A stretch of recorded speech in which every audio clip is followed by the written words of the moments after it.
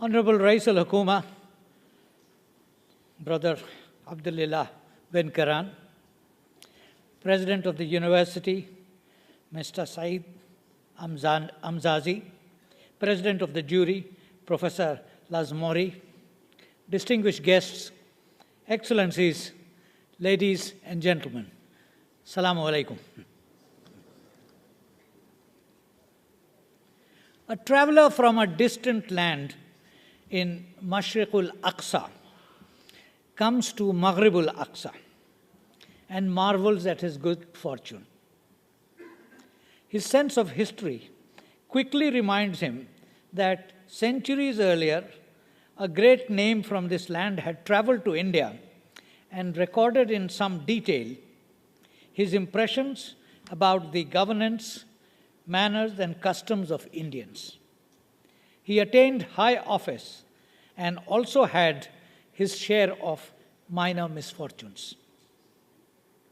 I refer, of course, to Sheikh Abdullah Mohammed bin Abdullah ibn Muhammad ibn Ibrahim al-Lawati, better known as Ibn Battuta of Tanja. I thank the government of the Kingdom of Morocco and His Excellency the President of the University for inviting me to address the Muhammad Khamis University today. Even in distant India, the contribution of Moroccan intellectuals to modern thought and challenges is known and acknowledged. Names like Abdullah al-Arawi and Abid al-Jabri readily come to mind. So do contributions of feminist writers like the late Fatima Marnisi and Fatima Sadiqi. The challenge in each case was that of modernity and the contemporary responses to it. Each addressed a specific aspect of the problem.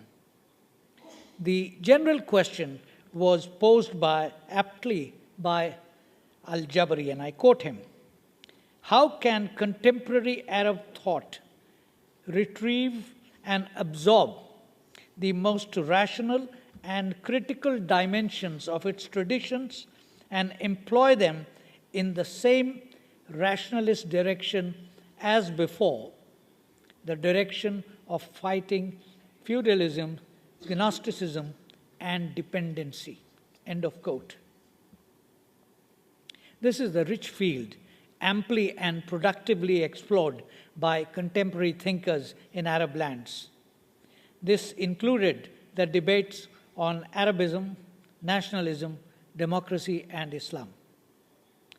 Much has also been written about the trauma, self or externally inflicted, experienced individually and collectively by Arab societies in the past 7 decades.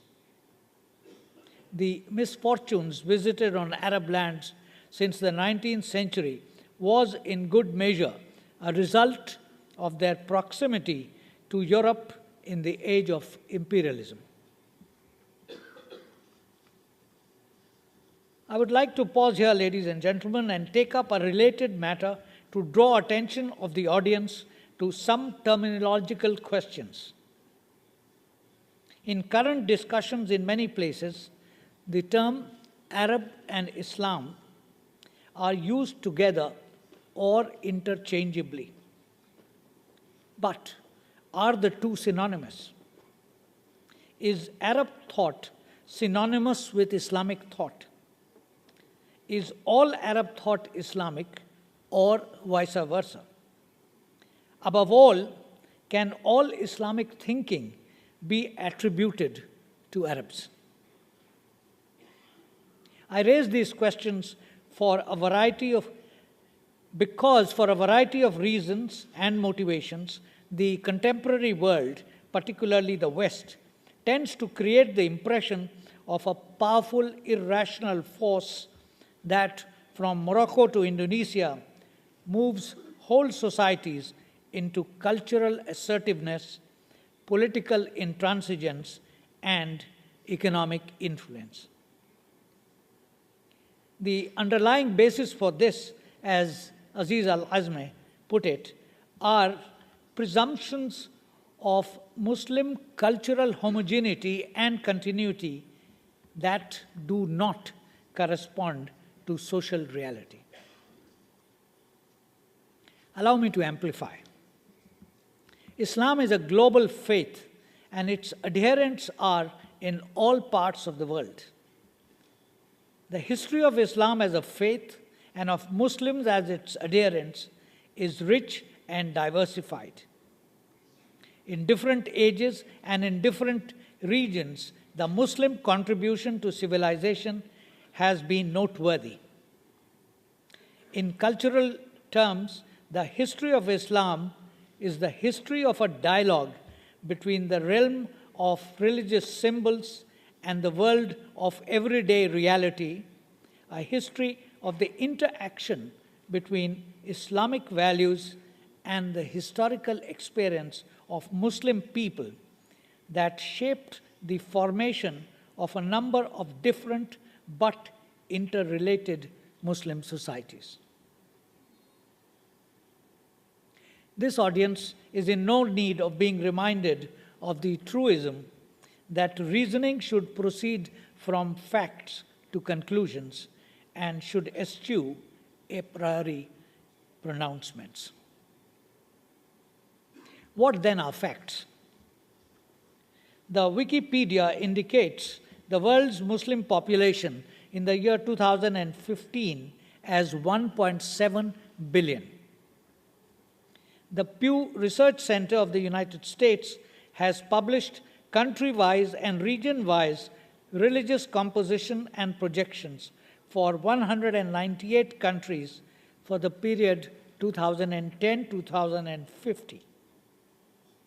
It indicates that in the year 2010, Muslims numbered 1.59 billion, out of which 986 million were in Asia Pacific. It projects that 4 years from now, that is in the year 2020, the corresponding figures would be 1.9 billion, out of which 1.13 billion, or about 60%, would be in Asia Pacific. The comparative figures for West Asia and North Africa would be 317 and 381 million, or 19.9 to 20.52%, and for Sub-Saharan Africa, 248 and 329 million, amounting to 15.59 and 17.31% respectively. Within the Asia-Pacific region, Indonesia, India, Pakistan, Bangladesh, Iran, and Turkey would together account for 830 million in the year 2010 and 954 million in the year 2020. These numbers underline the fact that an overwhelming number of Muslims of the world are non-Arabs and live in societies that are not Arab. Equally relevant is the historical fact that they contributed to and benefited from the culture of Islam in full measure. This trend continues to this day. The one conclusion that I draw from this is that in ascertaining Islamic and Muslim perceptions on contemporary happenings, the experiences and trends of the thinking of non-Arab segments of large Muslim populations in the world assume an importance that cannot be ignored. These segments include countries with Muslim majorities, principally Indonesia, Bangladesh, Pakistan, Iran, and Turkey, as also those where followers of Islamic faith do not constitute a majority of the population, like India, China, and the Philippines. Amongst both categories, India is sui generis. India counts amongst its citizens the second largest Muslim population in the world.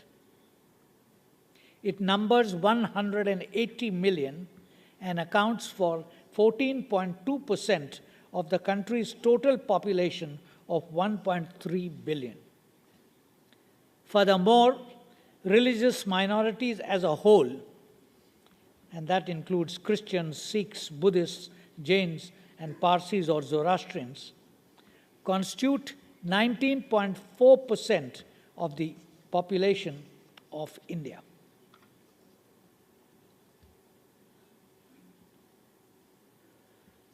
Friends, India's interaction with Islam and Muslims began early and bears the imprint of history. Indian Muslims have lived in India's religiously plural society for over 1,000 years, at times as rulers, at others as subjects, and now as citizens. They are not homogeneous in racial or linguistic terms and bear the impact of local cultural surroundings in manners and customs in varying degrees. Through extensive trading ties before the advent of Islam, India was a known land to the people of the Arabian Peninsula, the Persian Gulf, Western Asia, and was sought after for its prosperity and trading skills and respected for its attainments in different branches of knowledge. Thus, Baghdad became the bearer, the dispenser, and the seeker of Indian numerals and sciences. The Panchatantra was translated and became Kalila wa Dimna. Long before the advent of Muslim conquerors, the works of Al-Jahiz, Ibn Khurdadbeh, Al-Khindi, Yaqubi, and Al-Mas'udi testify to it in ample measure. Al-Biruni, who studied India and Indians more thoroughly than most, produced a virtual encyclopedia on religion, rituals, manners and customs, philosophy, mathematics, and astronomy. He commenced his great work by highlighting the differences, but was careful enough to relate, not criticize. Over centuries of intermingling and interaction, an Indo-Islamic culture developed in India.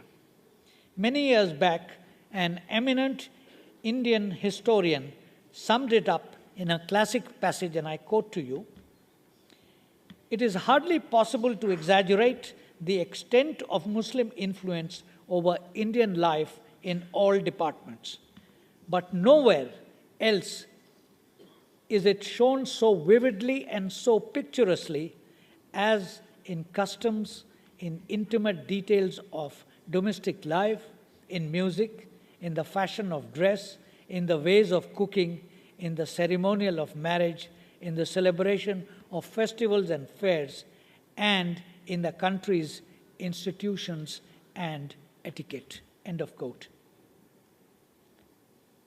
Belief, consciousness, and practice became a particularly rich area of interaction. Within the Muslim segment of the populace, there was a running tussle between the advocates of orthodoxy and those who felt that living in a non-homogeneous social milieu, the pious could communicate values through personal practice. In this manner, the values of faith though not its theological content, reached a wider circle of the people. This accounted for the reach and popularity of different Sufi personalities in different periods of history, and justifies an eminent scholar's observation that Sufism took Islam to the masses, and in doing so, it took over the enormous and delicate responsibility of dealing at a personal level with a baffling variety of problems. It also produced a convergence or parallelism. The Sufi trends sought commonalities in spiritual thinking, and some Islamic precepts and many Muslim practices seeped into the interstices of the Indian society and have exercised and gave expression to a broader and deeper unity of minds expressive of the Indian spiritual tradition. The cultural interaction was mutually beneficial, and an Islamic scholar of our times, and I refer to Sheikh Abul Hasan Ali Nadwi, has acknowledged, and I quote him, an incontrovertible fact that Muslims have benefited immensely from the ancient cultural heritage of India. End of quote. I mention this because I am aware, but dimly, about the role of Sufi movements and zawiyas in the history of Morocco. There is, in my view, room for comparative studies of Sufi practices in Morocco and India.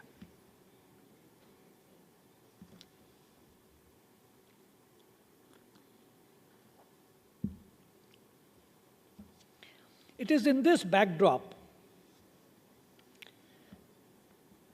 a backdrop that has impacted on modern India and its existential reality of a plural society, on the basis of which a democratic polity and a secular state structure was put in place. The framers of our Constitution had the objective of securing civic, political, economic, social, and cultural rights as essential ingredients of citizenship. Particular emphasis was placed on rights of religious minorities. Thus, in the section on fundamental rights, all persons are equally entitled to freedom of conscience and the right freely to profess, practice, and propagate religion. In addition, every religious denomination shall have the right to establish and maintain institutions for religious and charitable purposes, to manage its own affairs in matters of religion, and to acquire and administer movable and immovable property. Furthermore, all religious or linguistic minorities shall have the right to establish and administer educational institutions of their choice. A separate section in the Constitution on fundamental duties of citizens enjoins every citizen to promote harmony and the spirit of common brotherhood amongst all the people of India, transcending religious, linguistic, and regional or sectional diversities, and also to value and preserve the rich heritage of our composite culture. Given the segmented nature of our society and unequal economy, the question of substantive equality and justice remains work in progress, and concerns have been expressed from time to time about its shortfalls and pace of implementation. The corrective lies in our functioning democracy, its accountability mechanisms, including regularity of elections at all levels, from village and district councils to regional and national levels, to the rule of law, and to heightened levels of public awareness of public issues.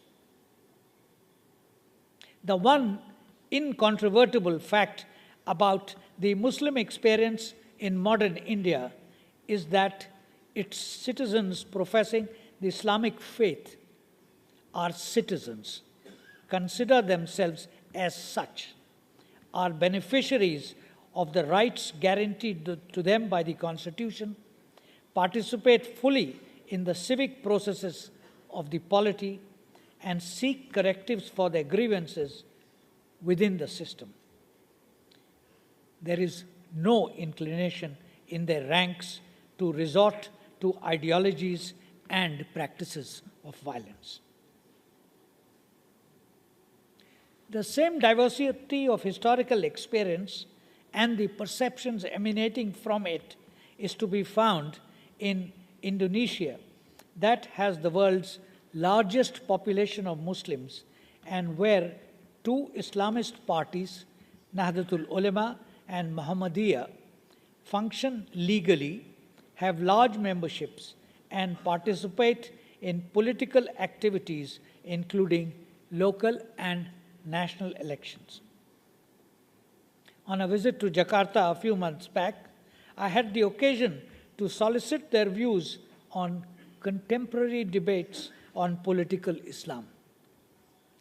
They said Islam in Indonesia has united with the culture of the people, and their Islamic traditions have adapted themselves to local conditions. They felt Muslims are moderate in their outlook, that Islam does not advocate extremism, and that radicalization of Islam is harmful and does not benefit the community.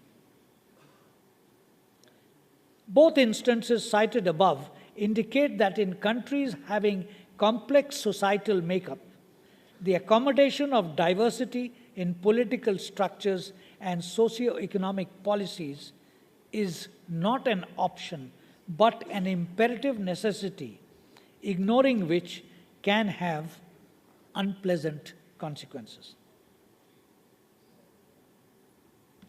I come back to the principal theme of this talk. Why is the Indian model of relevance to our globalizing world?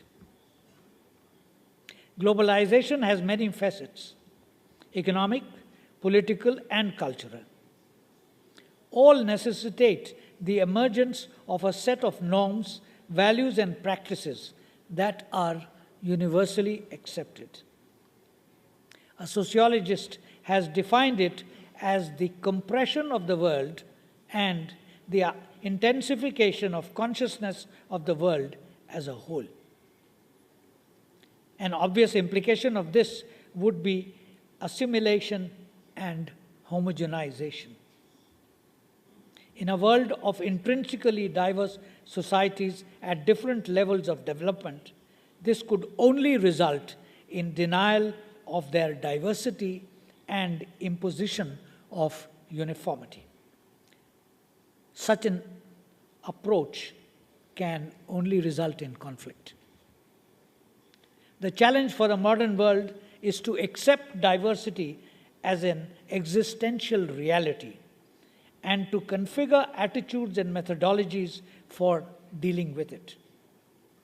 In developing such an approach, the traditional virtue of tolerance is desirable but insufficient. Our effort, thinking, and practices have to look beyond it and seek acceptance of diversity and adopt it as a civic virtue. We in India are attempting it. It cannot yet be said that we have succeeded, but are committed to continuing it.